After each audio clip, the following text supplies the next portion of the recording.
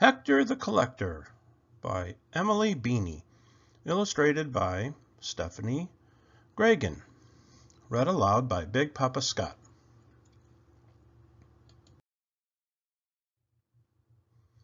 It all began with an acorn. It was smooth and brown with a rough, knobby cap, and Hector found it on a crack in the sidewalk on the way to school. At recess, he found two more. One was skinny and green. The other was short and chubby, like an old man with his hat pulled over his eyes. On the way home, he picked up some more. Two were as green as apples, two were brown and grainy like wood, and one was golden and smooth like polished stone.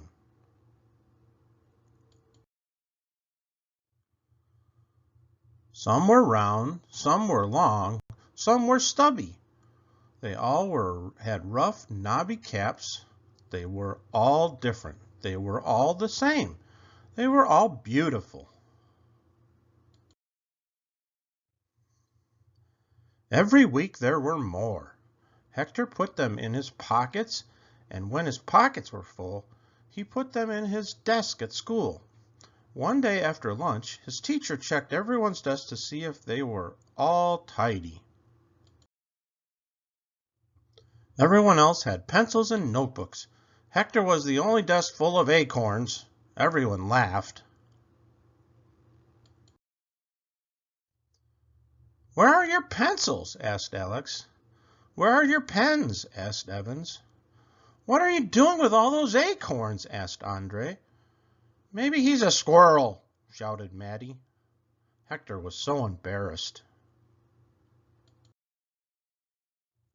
But their teacher said, "Hector isn't a squirrel. He's a collector.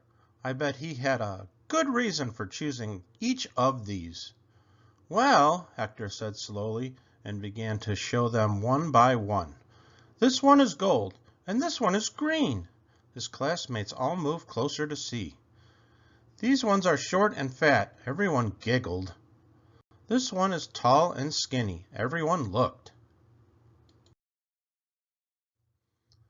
"They're all different, and they're all the same, and they're all beautiful." Everyone was quiet. "That," said the teacher, "is what makes a great collection. I bet some of you have collections too." Slowly, Alex raised her hand. She collected pennies in a jar. And Evan collected stuffed animals. Andre collected fortune cookie fortunes. And Maddie collected smoothed down glass from the beach. It was called sea glass.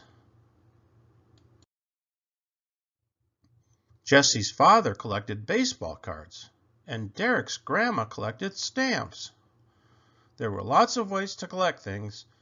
You could collect old scraps of fabric in a quilt, or photographs in an album, or songs in your head. Some collections took up a whole building, like the Museum of Natural History, where they collected butterflies and bones, or the public library, where they collected books, or the Metropolitan Museum, where they collected paintings and sculptures from all over the world and from all of time. Those collections belonged to everyone. But some collections, like Hector's, belonged to just one person. Every collection was different. Every collection was the same. Every collection was beautiful. The end. Please subscribe.